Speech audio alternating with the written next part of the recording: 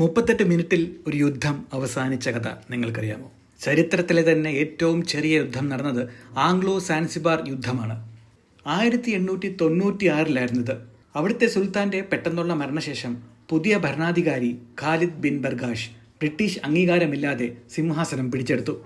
അതൊരു പ്രശ്നമായിരുന്നു, കാരണം യുണൈറ്റഡ് കിങ്ഡം പ്രദേശത്തിന്റെ രാഷ്ട്രീയം നിയന്ത്രിച്ചിരുന്നു. ബ്രിട്ടീഷുകാർ ഒരു അന്ത്യശാസനം പുറപ്പെടുവിച്ചു: സ്ഥാനമൊഴിയുക അല്ലെങ്കിൽ യുദ്ധം നേരിടുക. ഖാലിദ് വിസമ്മതിച്ചു.